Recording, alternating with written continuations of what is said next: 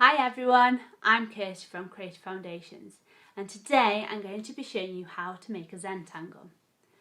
Zentangles are a really relaxing activity and the principles to create one are pretty simple and fun and are a great way to create a beautiful image using structured patterns. First I'll show you a traditional way to make a Zentangle and then afterwards I'll show you how I experimented with this art form to create something a little different. Zentangles don't take a lot of time, but as I said before, they are really relaxing, so I hope you enjoy creating this beautiful and calming art form.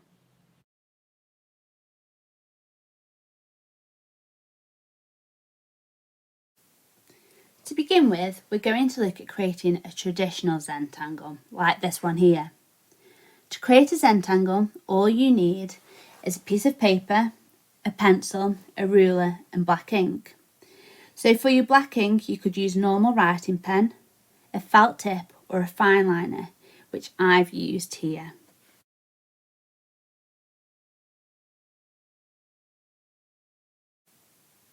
Zentangles are a miniature piece of art, measuring 90mm by 90mm.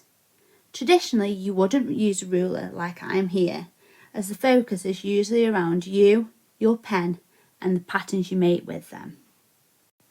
I've used a ruler here just to demonstrate how small these miniature pieces are. If you want to follow a more traditional approach, all you need to do is cut out a square of card or paper which measures 90mm by 90mm. Now it's time to create your border. With a pencil, lightly draw a line, freehand, around the inside edge of your square. Now we'll move on to creating the string. As I'm demonstrating here, the string is a variety of drawn lines. You can use curves, loops, wavy lines, whatever you like, from all different directions. Once the string is completed, the lines that you've made naturally section the square.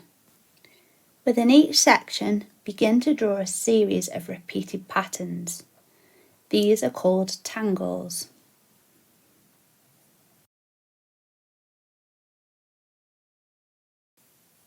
You can be as creative as you want when creating your tangles, but it's always important to use your black pen at this point. The reason for this is that you commit to what you're drawing.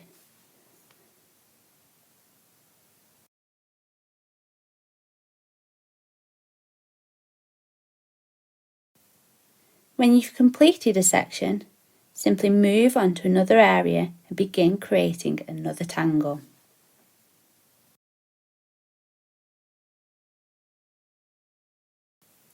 The process of creating each tangle is relatively simple. Just keep repeating the pattern and stay within the border and the string.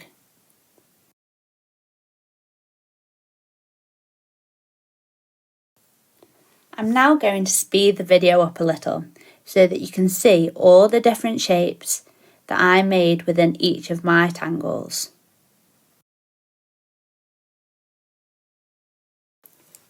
When creating your Zentangle, there are lots of ways to gain pattern ideas. You could gain inspiration from others. For example, you might want to use some of the patterns that I use within this video.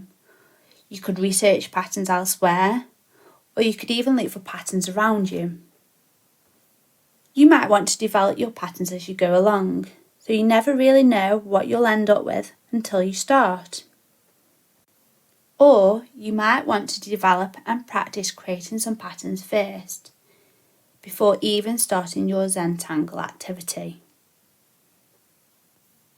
Earlier, I said that when we created our tangles, it was important to use black pen so that we commit to our design.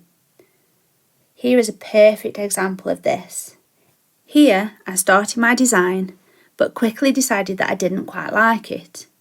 Due to the pen, I wasn't able to rub the pattern out, so instead had to change direction, and I did this by simply colouring in the tangle section. And now we're moving on to the final touches of the piece, applying shading with a pencil. This really adds depth to the piece that you created.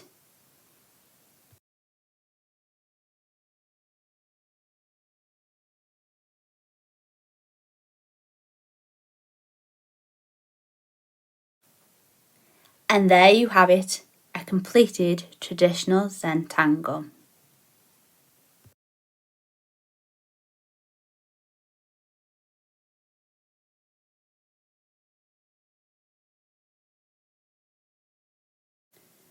Now I'm going to show you some different ways to use some of the principles of Zentangles. Here, rather than using a square, I create my border by using a continuous line that goes in all different directions. I then select individual sections to begin creating a tangle, just as I did in the previous video. Again, it's important to use black ink so that you commit to each of your patterns. As you can see, I've used some of the patterns that I used in my previous Zentangle, but also some new ones.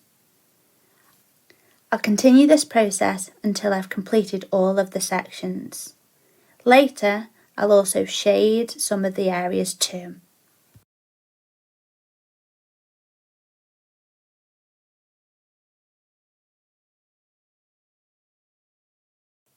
To end, I'm going to show you something that I regularly do with Zentangles. I like to apply the principles of Zentangles to animals, and how I do this is by drawing an outline of the animal, section it out, and then within each section create a tangle.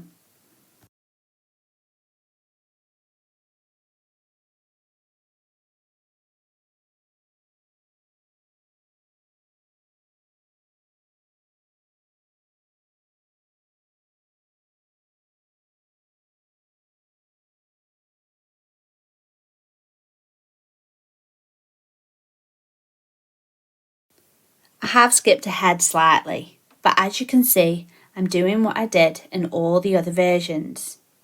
I'm filling in each section with a new tangle.